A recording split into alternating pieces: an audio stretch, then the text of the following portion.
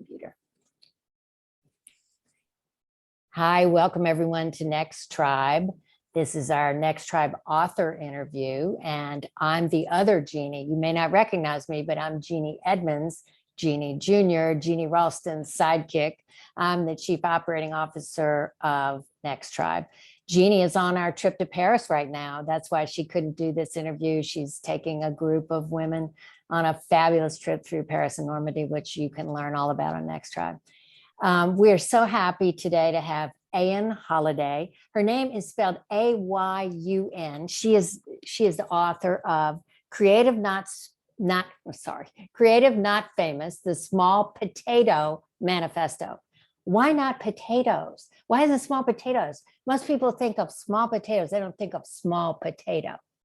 Well, I think I want small potato to be a mantle that every artist and performer and musician and creative person feels like they can claim as their own. So it's something you can call yourself. And yes. When there's a big community of us, we're all small potatoes. You're a big bushel of potatoes. Yeah.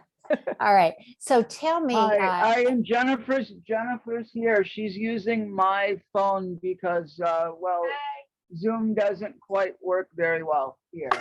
Oh, okay. This is one of our contributors joining. Oh, great. Excellent. Good to see you. Okay. So Ayun Halliday, I was going to introduce you, but I always like to understand how people would like to project themselves into the world. How would you, if you were introducing yourself to me on a subway, how would you introduce yourself? Well, it might be a really long subway ride, but I think I would tell you. Oh, wait, first I gotta tell, hi, Jenny. Hi, Jenny Gonzalez Blitz. You might want to mute your mic just for a sec. I might want to do what? You might want to mute your mic. Put your mic on mute until we're talking to you. Okay. Yes, ma'am. I don't have my glasses on, so I can't see. Can you do it? I'm going to mute her. Fantastic, Okay. Eric. Takes a village. I'm doing tech, so Let me get my glasses so I can be the one doing this. Okay, here. Perfect. Okay. So I'm going to introduce myself. Yeah, introduce yourself to me as what are the most important things that people know about you as a person, then as an artist, then as an author? Okay. Well, my name's Ayun Halliday. I am 57 years old. I majored in theater at Northwestern University. I was a member of the Neo-Futurists, a theater company in Chicago, and now New York and beyond for many years. I've been publishing a zine, the East Village Inky, since 1998. I'm the author of 8 books. I live in New York City, and my most recent book, as you mentioned, is Creative Not Famous, the Small Potato Manifesto. And what it seems to, this is the thing about artists. Artists go through periods of self-doubt, like everybody, but more so, right? With artists. And daily. So, yes, exact daily. So why would you call yourself small? It's just small in terms of your audience, but not small in terms of your persona, right?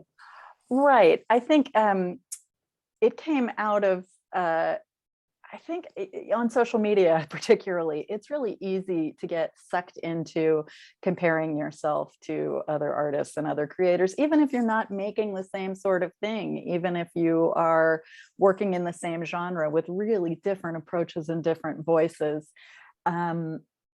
And I just started thinking about well, how are ways that we can support each other? And does it really matter? I hate being asked oh, you're a writer. Have you written anything I might have heard of? Yeah, right. Because it's well, maybe, I don't Probably know. not. How widely do you read? Yeah, right. And it's great when somebody does say, oh yeah, no, I know that book. I know you, or I know your zine. I've been reading it for years. But a lot of times it's somebody who's just trying to make cocktail party chit chat or whatever. And when you say the title of your best known thing and they're just oh, I'll have to look for that. And you're thinking, good luck, because it's out of print.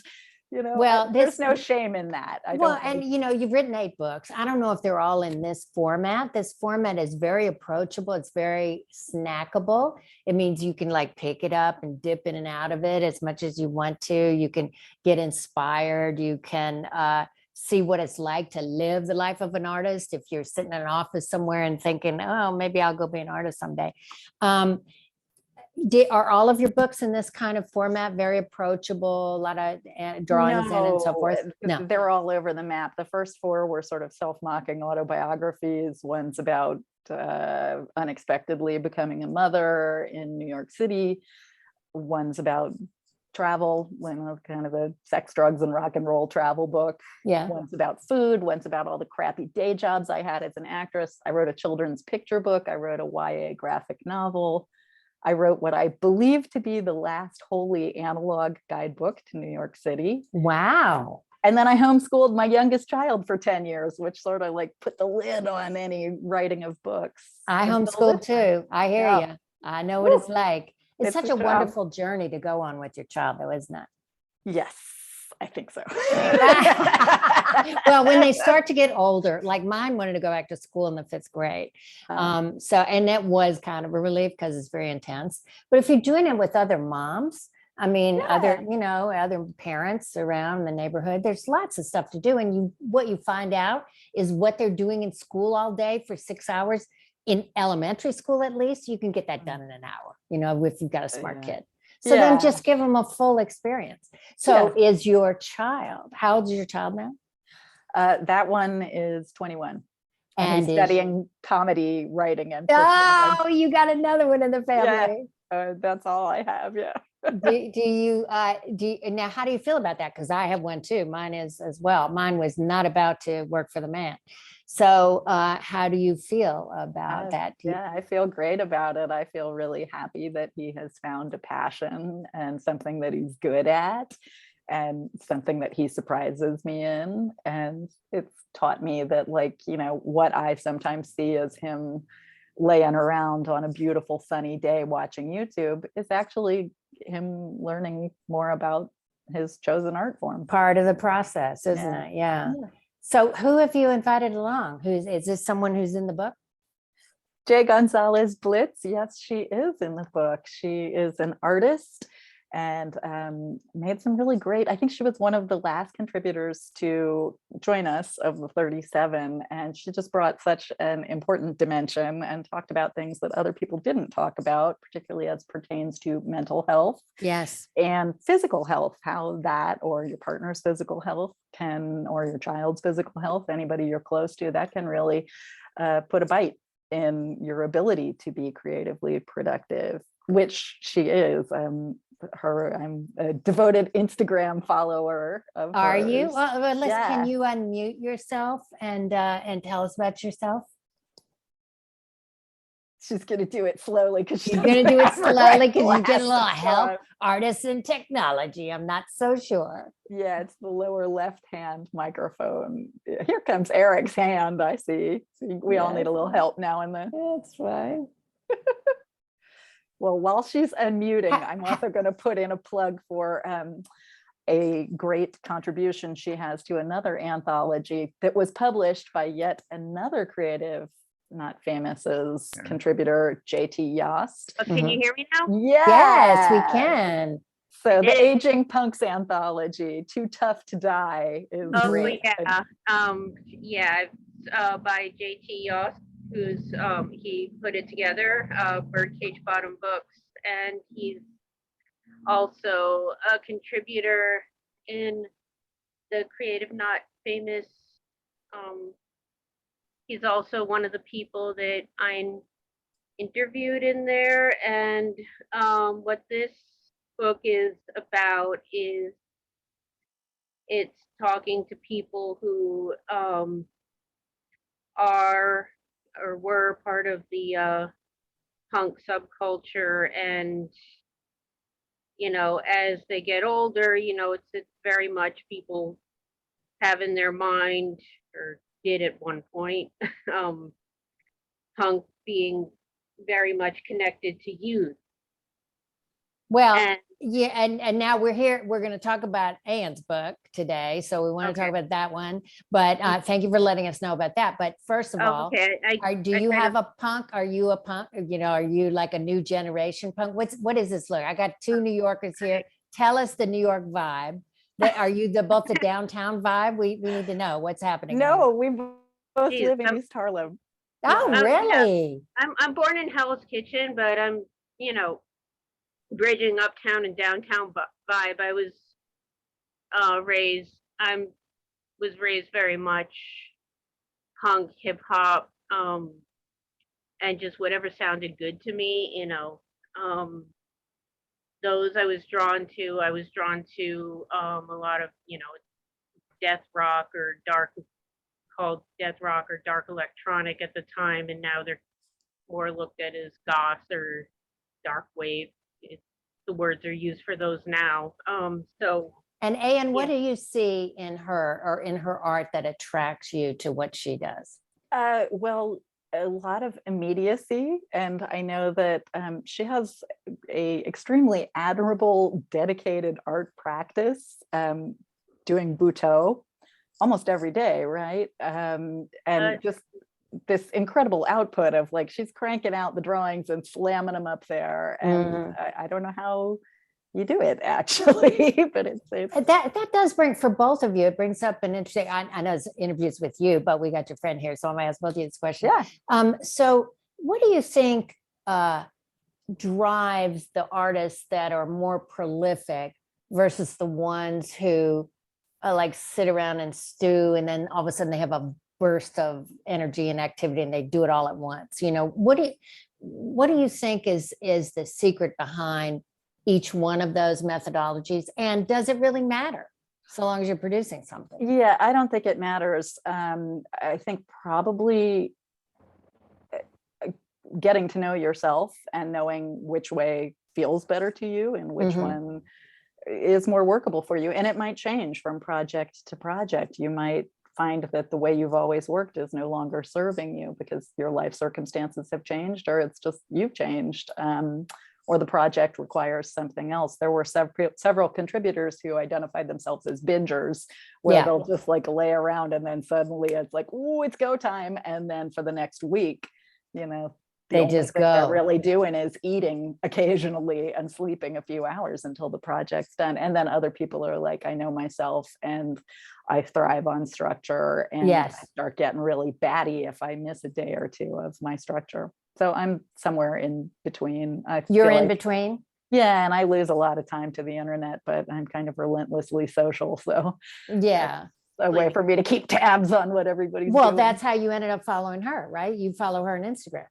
Yeah, but we well, I think we'd met a few times. Correct me if I'm wrong, Jenny, but like through kind of zine world, comics world, and then we were at a book festival together in Easton, Pennsylvania before the pandemic, and that's when I think that we really, you know, reconnected. Of like, oh yeah, I know you. And I think we met at some zine festivals or knew of each other's zines, definitely from just consignment shops on the Lower East Side and things like that. Yeah, there's a lot of overlap in the different scenes, although there are contributors to the book who I've never met before, who were just suggested by another contributor, like, you know, you really got to talk to this musician because she's got it going on, or, you know, this. And Jenny, what do you consider your current art form? Without, I mean, I hate to put you in a box, but if you were to describe yourself, would you be more, you know, music lover, writer, painter? You're drawing cartoons and stuff, right? I mean, isn't that what you? Yeah, I'm doing painting, comics. I'm also doing music. I've got a sort of a ambient experimental sound project with my husband. And I'm collaborating on a comic with a downtown photographer, Clayton Patterson. I'm just kind of, you know, I don't believe in, you know, these days everybody's all about, oh, you have to have a brand, you have to have a niche, you know, something that people recognize and know you for. And I think for a creative person, sort of limiting. I mean, I think you have to go where, like she mentioned, I've began studying Buto, the practice. It's sort of a practice that's very much about delineation. I mean, it's dissolution. So, I'm a yeah, little confused. I thought Buto was a martial art. no, it's not a martial art. It's a dance form. Oh, it's a dance form. Okay. But isn't that the one you use the poles? You're thinking of kendo. Oh, I'm thinking of you want, kendo. Yeah. Sorry. If you want to incorporate poles, the founder Hijikata used the. Oh, come on! Stop making gestures. You should see my husband here. He wants to be on all camera. sorts Another of props, artist. including at one point a 10-inch gold phallus. So you could consider that a pole if you like. You could. You certainly could. That would be a tent pole. Yes, that would be. Okay. So Anne, so, obviously, I mean, I live with this in my own family and with my own daughter. It's, the world doesn't really reward small potato. And you talk about this in your book too.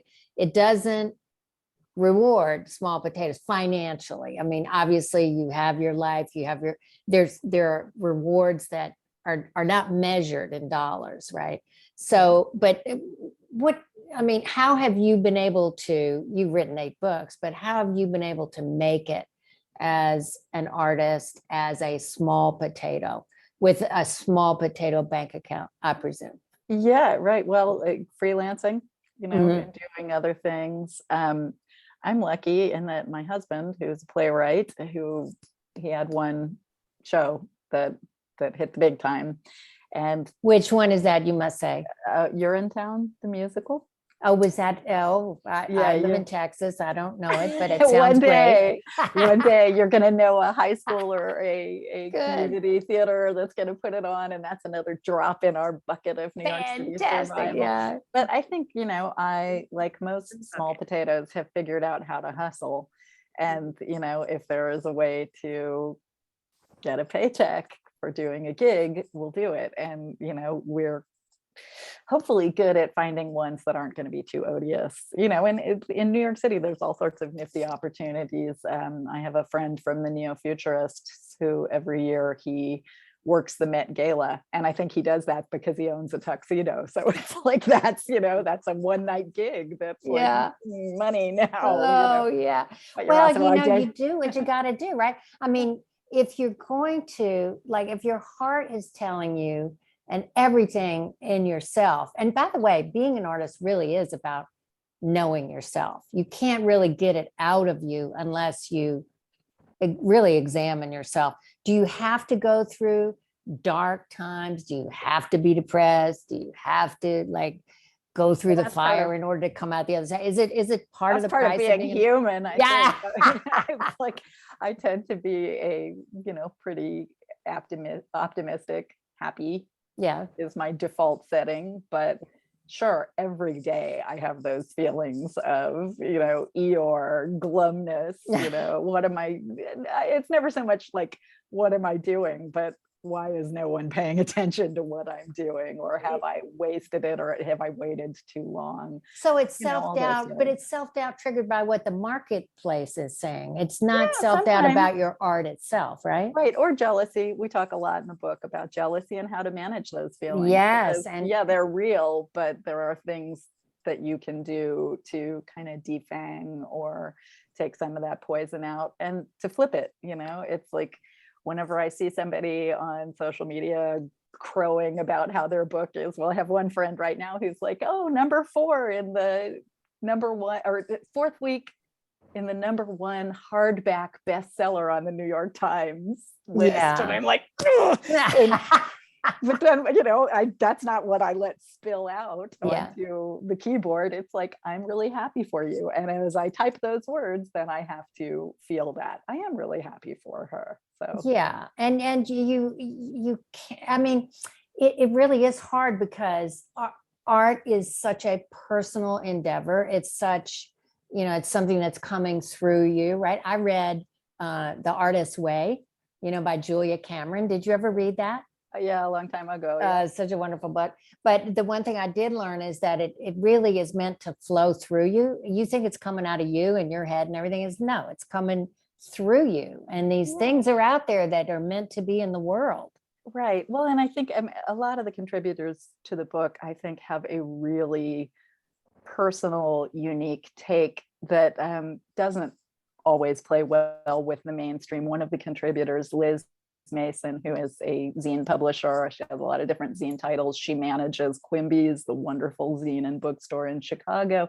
And one thing that she said was like, I've come to peace with the fact that I'm not for everyone. In fact, I think I'm mostly not for everyone. You're I mostly think not for it's- everyone. yeah. That must be a hard thing to come to terms with, because women, especially, we're such people pleasers. We want everybody like us, all of that. Yeah.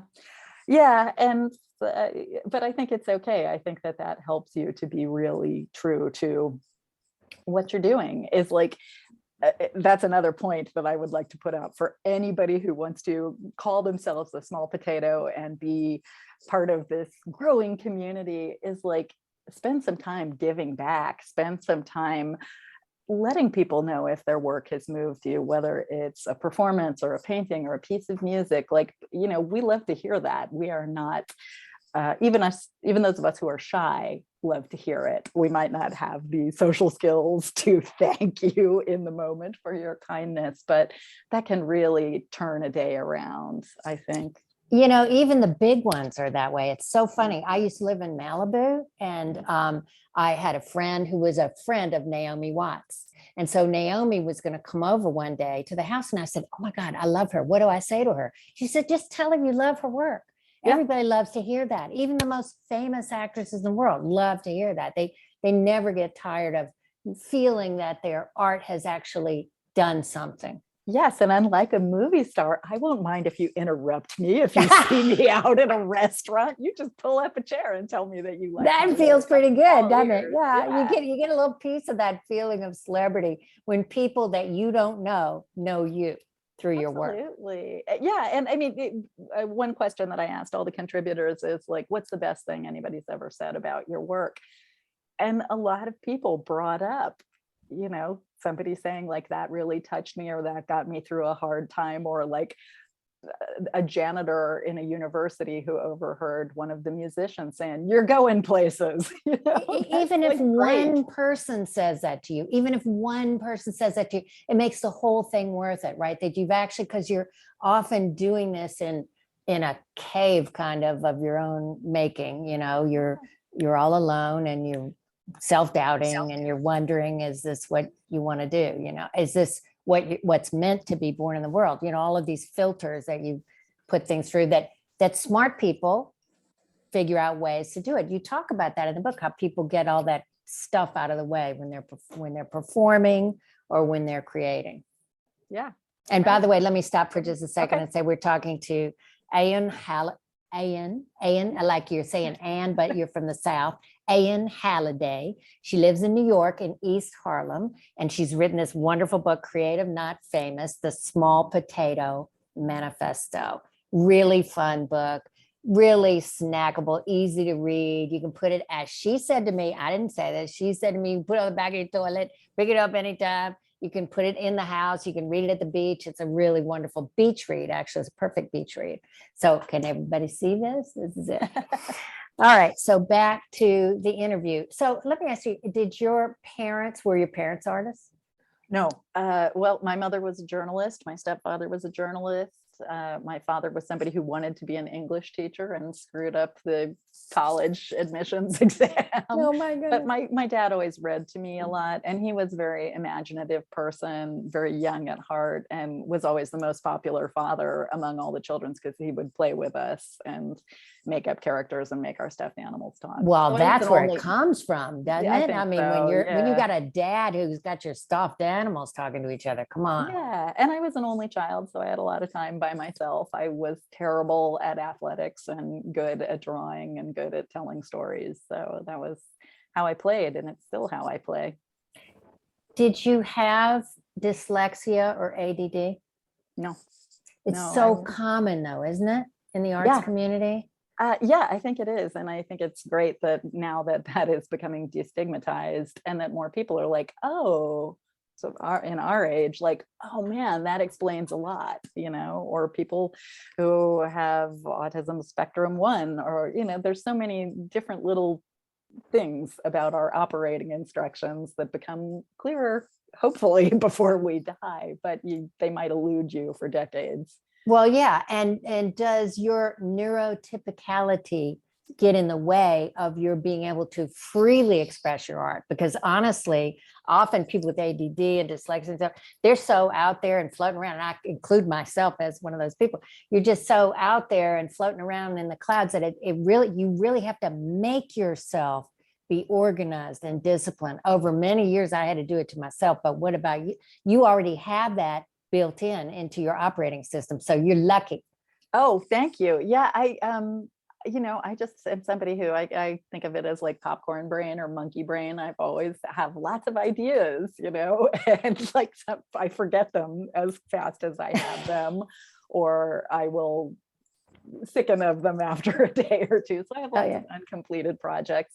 And I actually think that that's okay. It's okay to not complete projects. We talk about it in the book that sometimes you're just like trying to force it through. You're trying to force it through, and the mojo's gone. Put it aside. Maybe the mojo will return to you. Maybe you can repurpose this. Maybe it's because there's something that you really, really want to be working on, and your heart is being drawn in a different direction. Now, if somebody doesn't know what a zine is, tell them what a zine is. It's not a magazine. It's a little different. I can show you one example of what a zine is. Here's mine. Here's my latest issue of the East Village Inky. So as you can see, it's very small. It's a self-published magazine, and it can be anything. That I think Thomas Paine perhaps made the first zine in American history. Yes. But that fanzines were very popular. There are lots of zines about people's favorite bands, people's favorite movie genre, whatever. And what are your zines about? Mine's just about my life, and it's handwritten and hand illustrated. So there's a period in my life when I was joined at the hip to 2 small children. So I kind of got this reputation. It's like, oh, she's a mommy blogger. I'm like, what? I've never had a blog, and what are you talking about? But I did write about the children a lot, and draw pictures of them. It's not a comic, but mine is heavily illustrated. It looks cool. So can somebody subscribe to that? Yes, they can. Probably the easiest way would be going on my website, which is my name, A as in alpha, Y as in Yankee, U as in uniform, N as in November, Halliday, HALLIDAY.com. Or there are bookstores where you can get it at Quimby's in New York City and in Chicago, or great places. City Lights in San Francisco has it. So those are the types of lights. Those are the types of retail outlets that sell zines, but like grocery stores don't sell them. And you have to be a very special special person at CVS. You can't run into Dwayne Reed and get. I want to shop at that grocery. Yeah, that's right. That is where you want to be. I think somebody might have a question here. Let's see. Sandy Wren's. The Inky is the bomb. The Inky is the bomb. Get it, and get it for all your friends and relatives. Yeah. I like that Sandy Wren's. She knows what's up.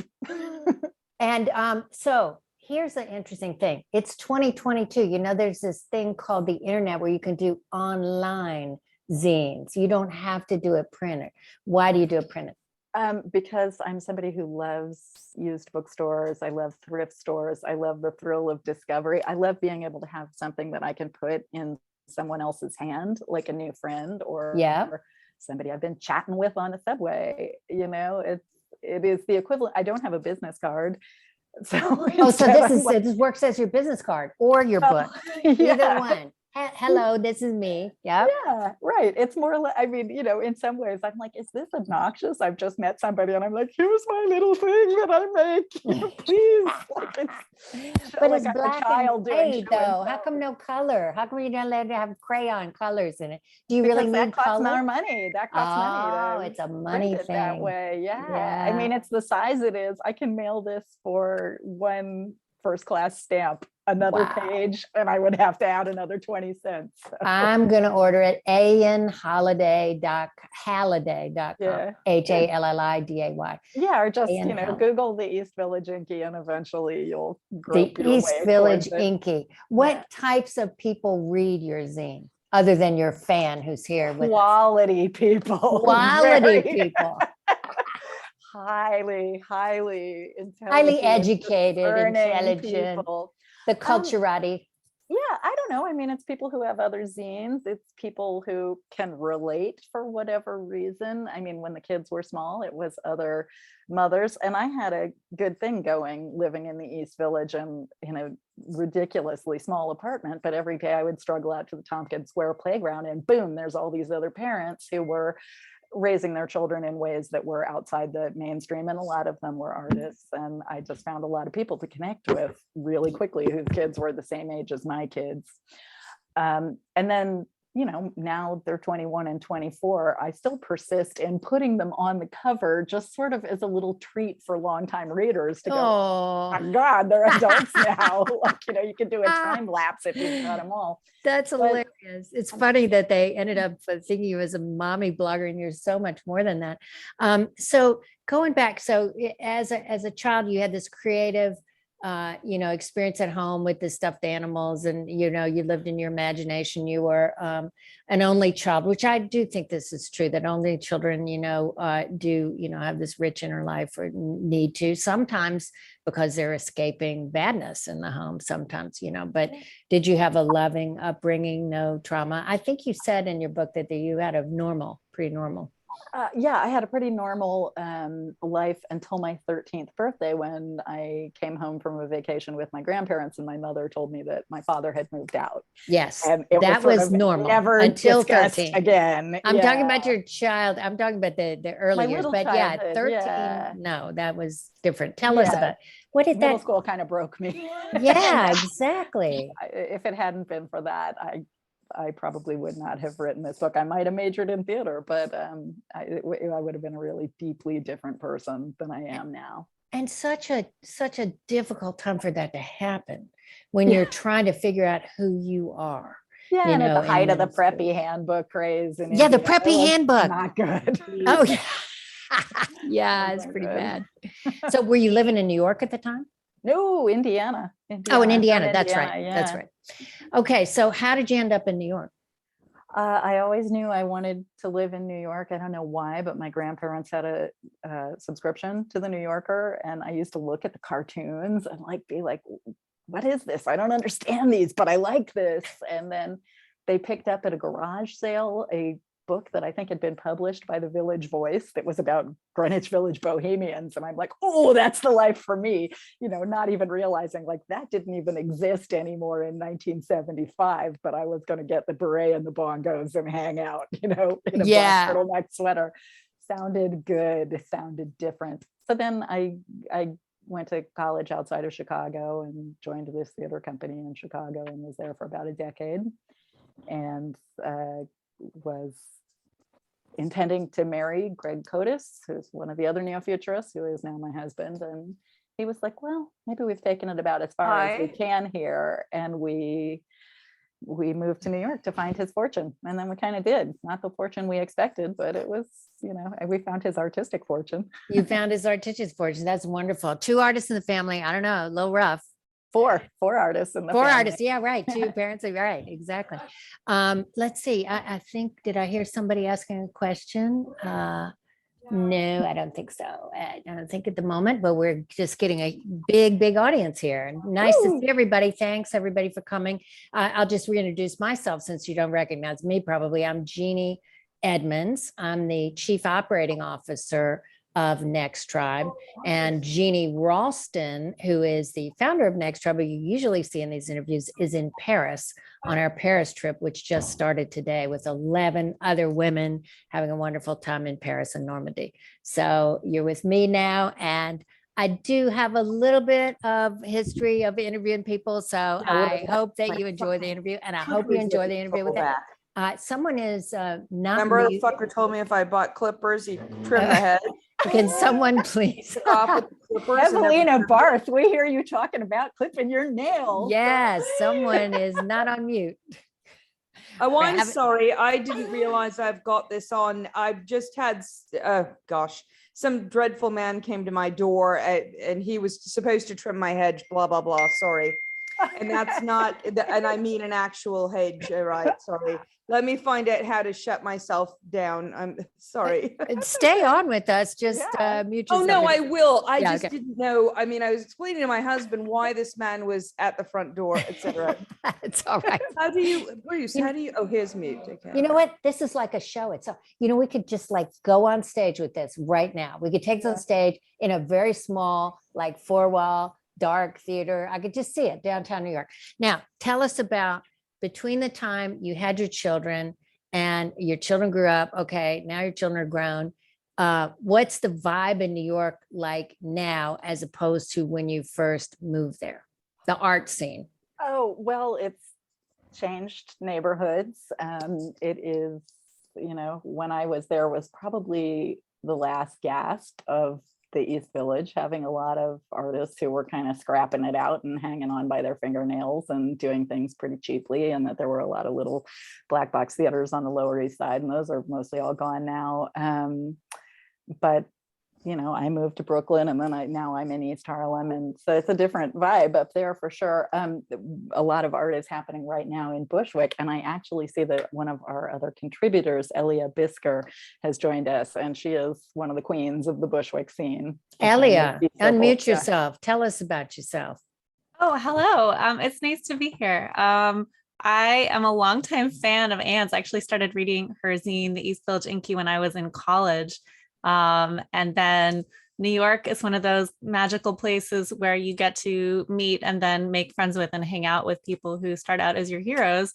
So that's definitely what happened with me and Anne. I'm a musician, I'm a performer, a songwriter. I have a touring duo called Charming Disaster that gets most of my energies these days. And we're actually leaving for a week-long tour tomorrow. So I've been in sort of frenzied mode all day, but I wanted to drop in on this. And wonderful. Thank you so much for coming. Do you write your own stuff, or are you? Oh, yes. Yeah, you're writing all your own. Yeah. It's a songwriting project, and I'm primarily a songwriter. I mean, I'm primarily a ham, honestly. Isn't everybody? But songwriting is the primary vehicle for me to do that. And I've actually done that in a project that Anne produces for a long time, which is, maybe Anne will talk about it a little more, but it's a performance series where people make new work inspired by an out of print book selected by Anne. And I have had a really wonderful time making songs and performances. Yeah, what a wonderful Elia's one of our ringers. What a wonderful idea. So in terms of potato, are you a Yukon Gold, an Idaho, or a what are those red potatoes? What size potato are you? That's a great question. I think I'd prefer to think of myself as one of those Japanese sweet potatoes. Oh, like a little unexpected and maybe a little bit niche, but the people who are into them are like really into them. I love that. Oh, wow. Spicy. She's Good spicy. answer. Okay. Where can we hear your music? You can hear my music at charmingdisaster.com. I can share a link in the chat if Yes, people would please like. do. It's we're on all the major platforms. We're on Apple Music and Amazon and Spotify and iTunes and all the rest. Tell the nice people about your new album, about the Lady of Radio. Oh yeah, that's kind of relevant, I guess. Charming Disaster's new album, which released in March, is a song cycle inspired by the life and discoveries of scientist Marie Curie. Wow. And so we did like a lot of research. We really did a deep dive, very nerdy. And so the songs talk about her romance with Pierre and her mourning after Pierre's death, and their like process of research and discovery, and the scandal that threatened to destroy her career. And like, you know, I mean, there are so many exciting things about her story from like just from a storytelling perspective, that it was really exciting to make a lot of songs about different facets of her. Maybe it sounds like it'd be a great listen to. documentary too, huh? Yeah, I mean, like a lot of people have like grappled with Curie's legacy, and like there are definitely documentaries and biopics and more kind of straight narratives. This is more of a like pointillistic, impressionistic kind of approach, where each song is kind of a different moment in her story. I love that way to describe an album. What did you just say, Anne? Oh, I said it's great to listen to too. It's amazing. And there, Elia and her charming disaster bandmate Jeff are, wow, what a great live show. I highly encourage you to go see them live, especially if you're in Massachusetts or Pennsylvania. Is that where the tour is taking you, Elia? We're going to be in Western Mass tomorrow, and then we go to New Bedford and Boston, and then we'll be in Eastern PA, and finally in Rosendale, New York. But we have lots more shows coming up next month as well, so folks can check out our show calendar on the website. I'll drop some links in the chat if you want to check Drop it out. some links. And I just want to ask you, have you seen the show Hacks on HBO? Mm-mm. Okay, well, she travels in a unbelievable bus with like this posh bedroom in it. Is that how you travel? Oh, wouldn't that be nice? Yeah, she's a big potato. Until very recently, my parents had an extra vehicle they very kindly let us use for touring. It was a Saab station wagon, and people love Saabs, and like we're duos, we can cram all our stuff in a station wagon size vehicle.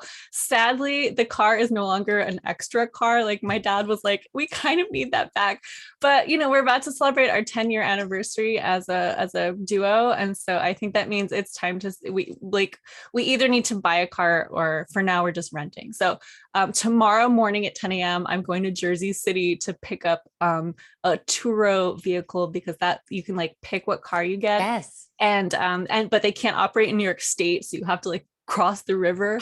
And so I'll be in Jersey City to pick up our hybrid RAV4, Wow. which will save us some gas money. Stepping up. That's the small potato way for sure. That is the small potato way. Oh yeah, and then we have like ample snacks in the car, which are also part of our small potato-ness. Is like I'm making sandwiches as we're driving. You must have to do that. Okay, hold on. I'm sorry. Somebody is calling me. Why are they doing it? Sorry. Well, while they're calling Yeah, you, I'll say tell that us. Elia contributed a large amount of really nitty-gritty practical information to a chapter in here about touring, and you know how you can not be an awful guest when you're sleeping on people's couches, and like how to feed yourself properly, and how to not attack your bandmates when you're sharing a very small space and crammed in there with them for 8-hour drives and all. Survival on the road, Yeah, on tour. and that was something that I couldn't speak about, so that's why there are 37 or 38 other voices besides mine, because I need experts Fantastic. like that. Fantastic. Well, thank you so much for sharing that and sharing those links with us. And Terry, tell us, do you have any links to things coming up that you'd like to put in the chat as well? Oh, for Jenny? Oh, sorry, Jenny. Yeah, not Terry. Maybe throw your Oh, Instagram yeah. in there. Yeah. Do you have anything coming up? Well, Getting an Acro Award. okay, that would be the the New York Actor Awards, that's local. Will that be streamed? I believe so. Yeah, I don't have the link though. I'm going to grab her Instagram link and throw it up there. Oh, except I just wrote Ginstagram. Yeah. Yeah, Instagram. follow me on Instagram. That'll have information about just projects, upcoming shows. It serves as just films, music, and drawings and stuff. It's J Gonzalez Splits on Instagram. Instagram.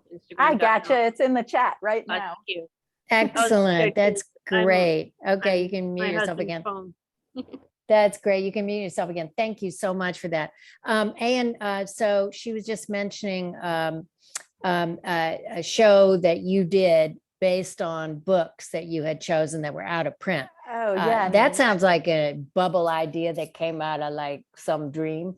yeah. That was like, you never know when you have all these ideas, like what's the one that's going to hit? And Yeah. sometimes it's just something that is like, it just kind of crossed your mind while you're like crossing the street, and it's like, oh, that would be funny. And you say to somebody like, here's 7 ideas, pick one, and that's the one they pick, and it worked well.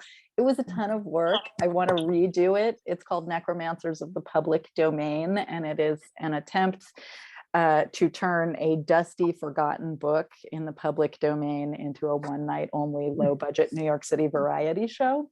And my hope is that the audience will leave feeling as if they've read the book and maybe know the author. And one thing I wasn't expecting was I started getting very emotional about all the authors, almost all of whom are forgotten. I think Aubrey Beardsley, the artist, was the one that we did who people still remember him, but everybody else, it's like, oh, either they were a big shot in their day and are forgotten, or else they were a small potato in their day and they're still forgotten. So to lift them up out of the vortex and have whatever 100 people in New York for one night saying their words out loud and making songs inspired One day by when them, this goes out of print, they'll be lifting you up out of the vortex. No, that's never going out of print though.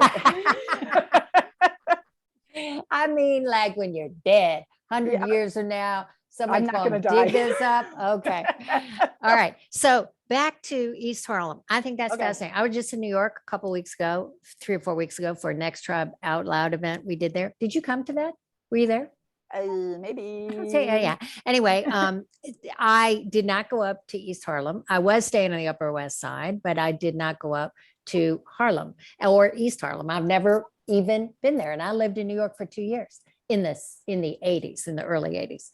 So it was not a time when people were going up there very much. So tell me what it's like now, except for the people who live there. That's what I mean. I mean, white people like us. Yeah, I mean, white people. Well, I think it's, there are preconceptions about the neighborhood, some of which hold water and some of which don't. Our apartment is a place where my husband's grandparents originally moved in, I think, 1959. So these are white immigrant Eastern European Jews. Yeah. Who lived in East Harlem. And our building was the first intentionally integrated co-op apartments in, I'm not sure if it's all of Manhattan or Upper Manhattan. So a lot of the original settlers are still there. They're getting up in years and are pretty creaky, but I had no idea how much I was going to enjoy living in this big building with a lot of seniors who have really interesting stories to tell. And my mother-in-law never liked that neighborhood, but I love it. I love it. And so what about like restaurants and, theaters and stuff? What's the scene like up there? There are definitely restaurants. There's a lot of kind of mom and pop Puerto Rican and Mexican restaurants, but there's also, I kind of can't believe it, but there's a restaurant that just opened that's very upscale called Contento.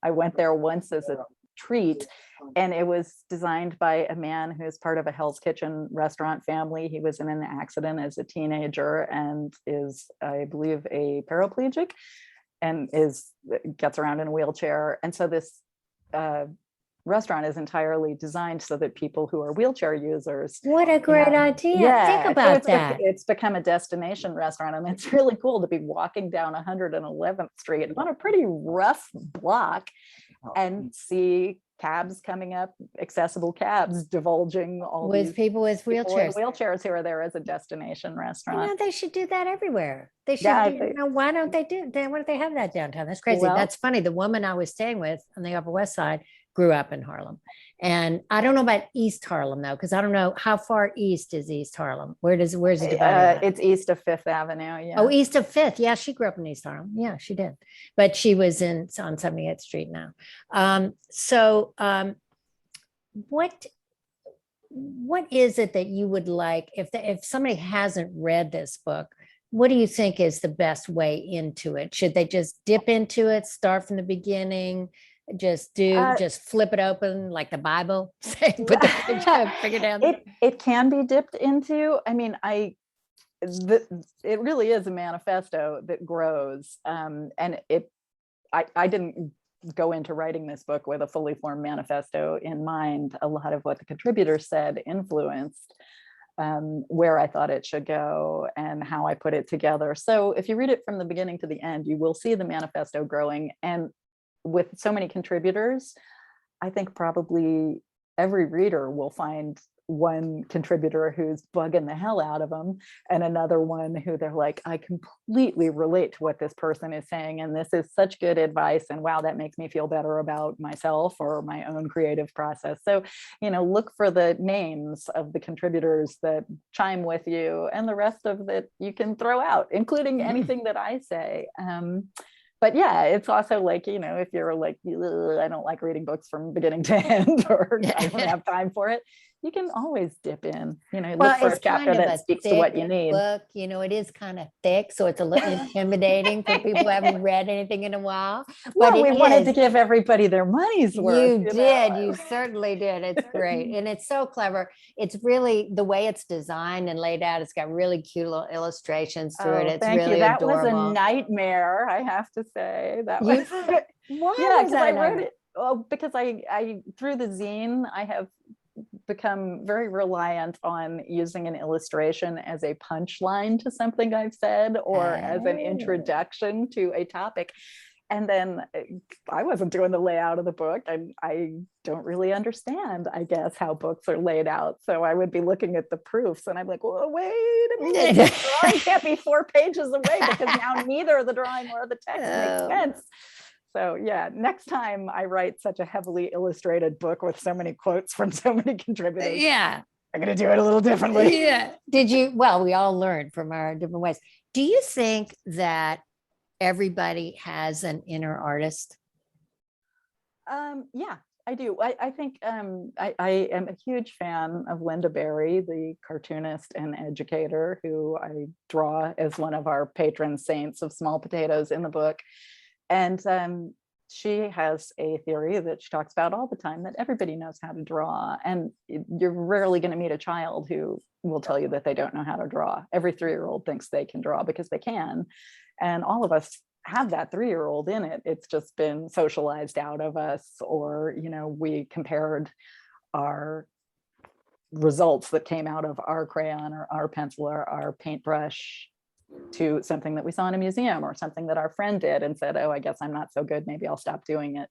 I totally remember doing that. I totally remember balling up a paper, looking at, drawing something I thought was pretty good, and then looking at my neighbor and saying, oh, that's terrible, and throwing it away. Yeah. And I was that way about singing, right? Oh, you were that way about singing? But I've started again and I love it. And now it's like, I got no shame. I'll walk through Central Park singing at the top of my lungs. I'll walk down Lexington Avenue, just singing away, and I love it. And I'm so glad that I have returned to it at the age I am, because you don't really have easy to go to the grave without rediscovering that.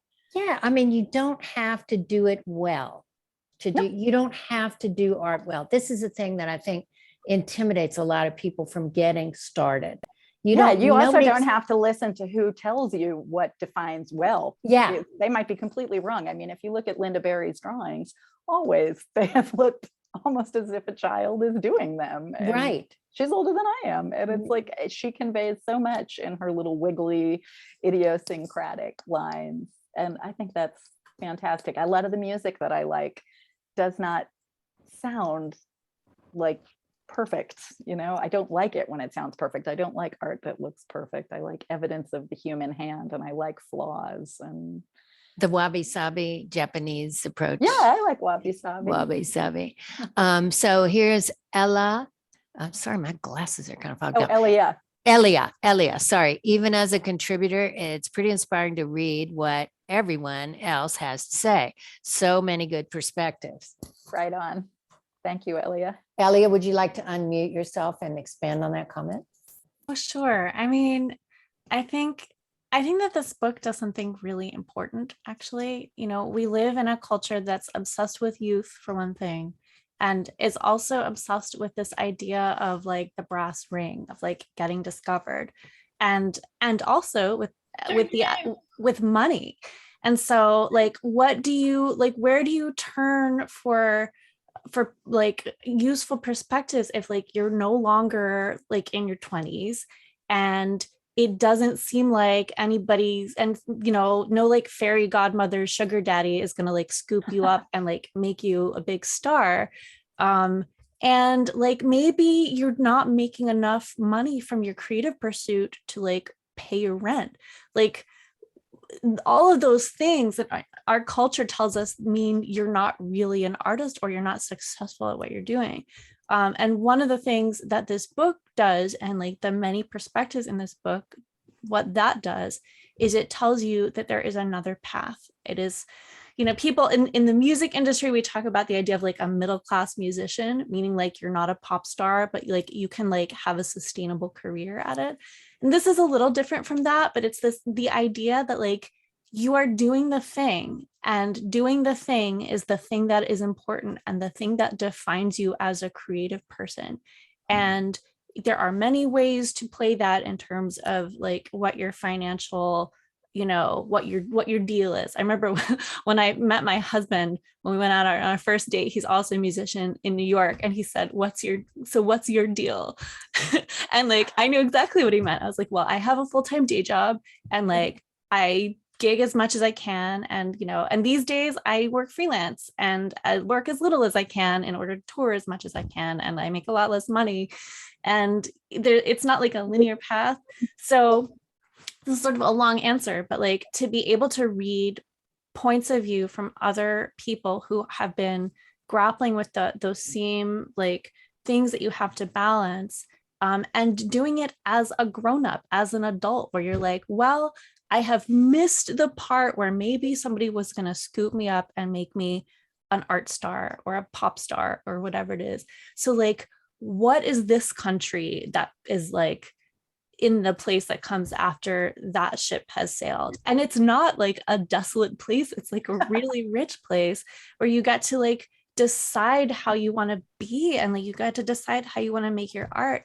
Like I'm not signed to a label, and there are days when I complain and moan about that. Like right now I'm working on booking shows in July. I'm working on booking shows in September. It is backbreaking, painstaking, tedious, heartbreaking labor, but I get to decide. I mean, like there's pros and cons, but like I get to decide if I want to do a show at the Science History Institute in Philadelphia. Like I reached out to them and said, hey, we have this Marie Curie album. Do you want to like pay us money to come to a show at your museum?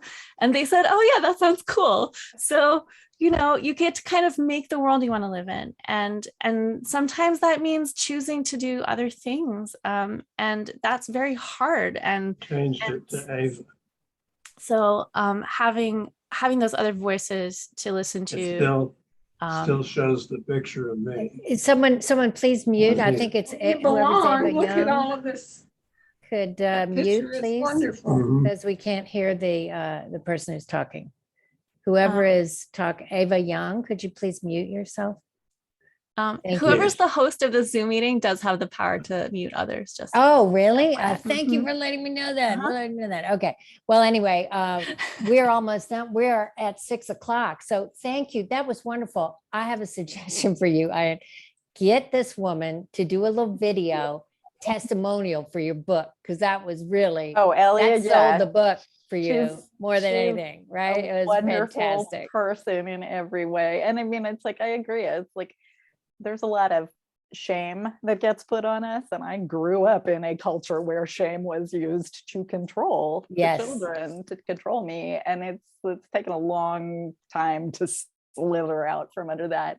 Like, there was a day when I decided I'm not going to be ashamed of the fact that I'm really, really bad at athletics. I was working at a camp and I was like, let me be the person who's just clowning around on the sports field to encourage the other kids who were like the kid I was, to not feel bad. So what? You're never going to kick the ball between the goalposts. So what? Have fun, like run around. It doesn't matter if you win or lose, all that. And I was like, that's all I can do is model that and embody that. So now it's like, yeah, I don't care. You can say I'm a writer you've never heard of. You can say I am a musician who doesn't know how to sing and shouldn't be calling herself a singer. You know, it's like, I'll be the queen of the small potatoes. And that court is open to anybody. If you want that crown, put it on. That we can all be kings and queens and princesses and non-binary rulers of small potato land. And it is all about fun. I mean, if you're having fun, bottom line, right? I Yeah. mean, it's purpose, it's fun with purpose and feeling like you're doing what you're meant to do, right? Yeah, and sometimes it doesn't feel good. Sometimes it doesn't feel fun, but then it's satisfaction. when you look Satisfaction as back and opposed to see fun. that I made this, I expressed that. Yeah. I made it count. Well, Anne, thank you so much for coming today. I hope everybody Thank you for enjoyed having it. me. Oh, it's Thank lovely to see you. everybody here. And Thanks for your Aaliyah and Jenny, contributors thank for you. showing Yeah. up. Wonderful. Thank you, all of you. I'm Jeannie Edmonds. Thank you so much for joining us for this Next Tribe author interview. Jeannie Ralston, as I said before, is in Paris on our Paris trip right now. She'll be back for the next one. So thanks very much, and y'all have a good day. Thanks, Jeannie. Bye, Okay. everybody. Bye-bye.